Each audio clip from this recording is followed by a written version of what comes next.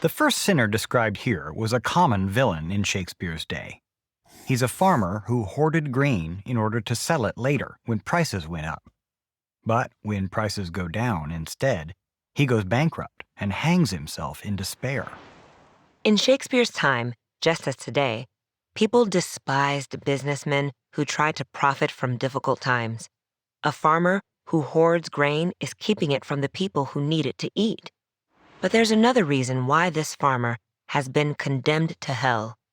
In committing suicide, he has violated the sixth commandment, "Thou shalt not kill." The third sinner was an equally common scoundrel, a merchant who cheats his customers.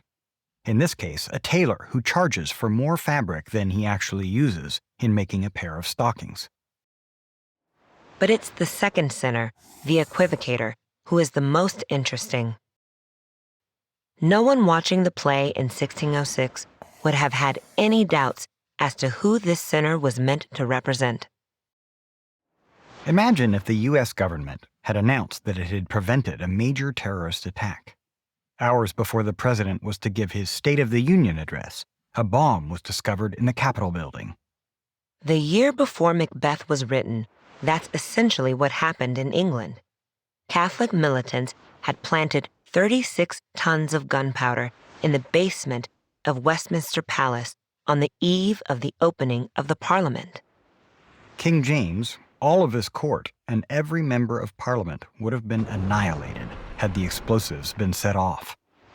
The militants' aim was to pave the way for an invasion of England by Catholic countries such as France and Spain. In a famous trial, the top Jesuit priest in England, Father Henry Garnet, was accused of being complicit in the plot.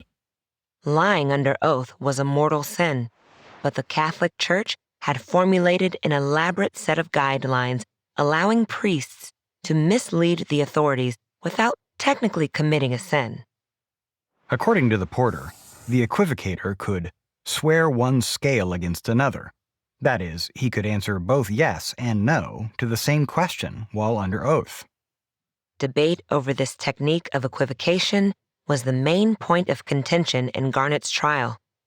Garnet argued that as long as God knew what he meant, even if the jury had been deceived, he had neither sinned nor committed perjury.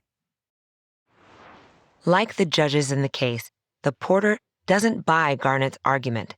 As he puts it, Garnet committed treason enough for God's sake.